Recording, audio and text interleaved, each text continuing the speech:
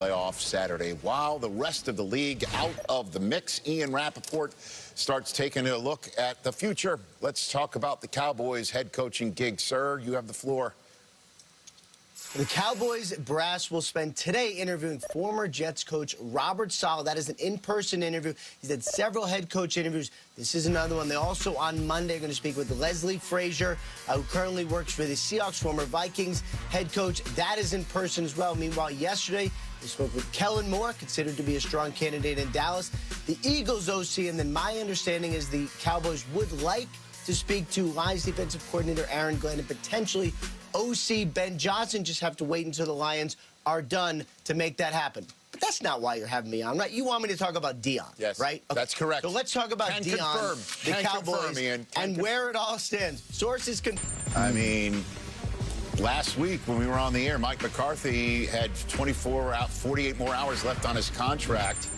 And you saw 3 12-win seasons before this injury-marred campaign that came on the heels of Dak and CeeDee Lamb signing long-term.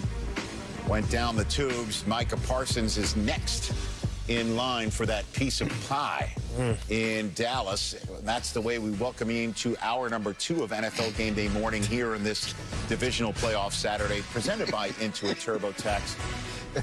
Isn't that great? Look at that, right, look at that right there. That's the landman right there in between Prime and Dak. Oh, landman's good. I love it.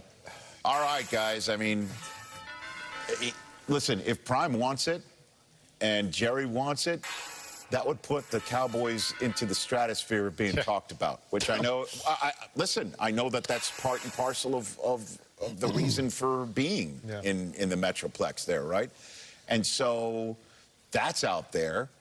And you heard the number of people that the Joneses are having, I imagine, into the Star today to have conversations.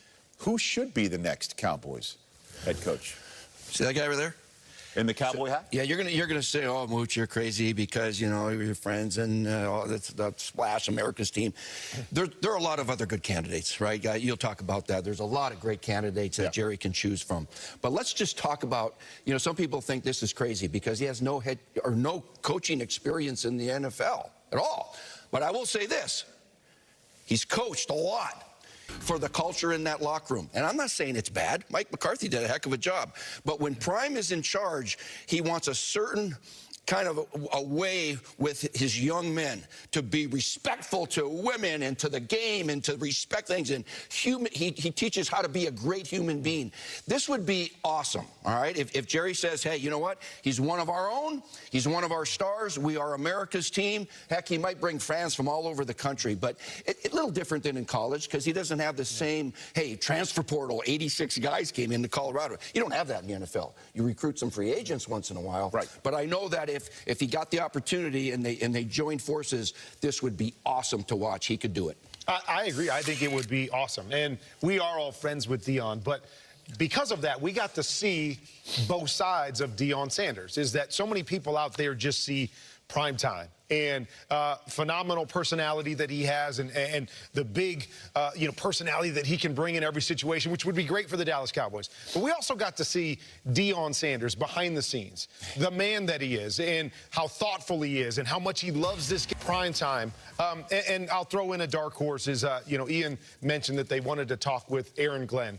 He was a former Cowboy. But I tell you what, the more that I hear him on different podcasts and in different interviews, I'm just overly impressed with the leader of men and how he goes about his job. And he's done a phenomenal job. You've talked about it, Coach. All the injuries they've had, and he continues to show up as the defensive coordinator for the #1 seed Lions. That I believe he has a great chance to become a head coach this cycle.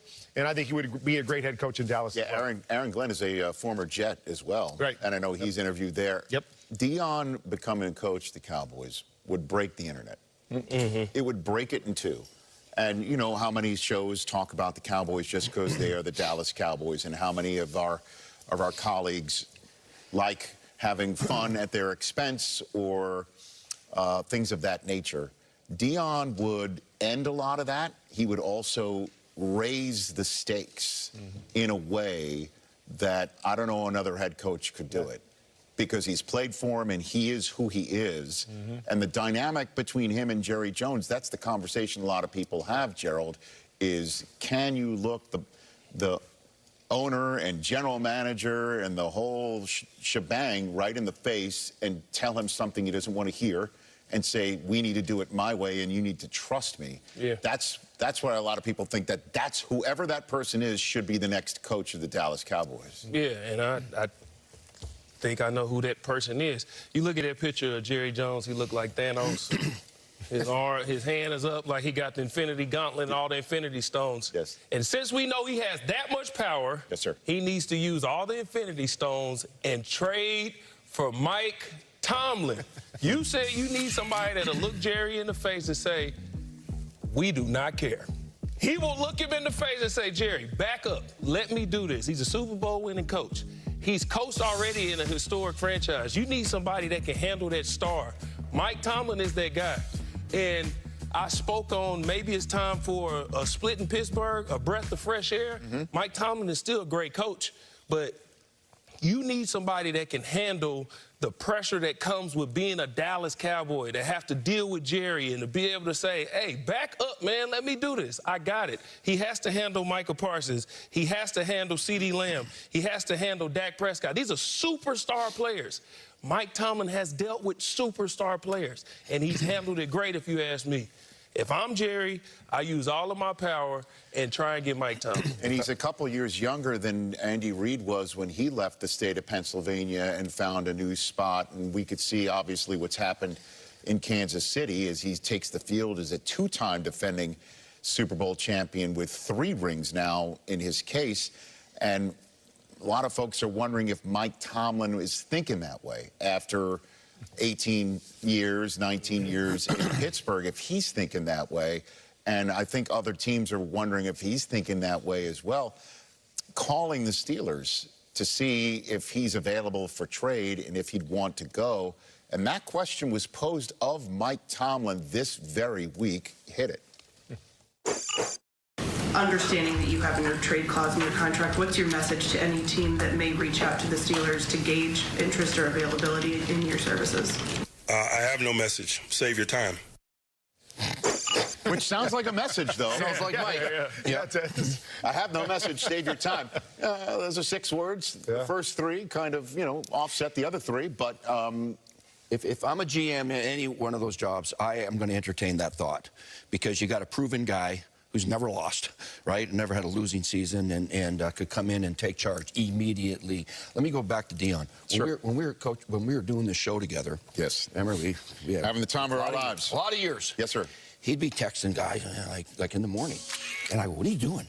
He would be texting like 55 guys that are playing that day, just giving them some words of wisdom as a mentor. And he had that kind of relationship with players in the league. I mean, he would tell them anything. He would say, I need you to dress up a little better for that press conference. I mean, he would say anything to these guys, and everybody would listen to him. He's got that kind of respect. And in terms of growing as a coach, before he started coaching, we would be watching games together, right?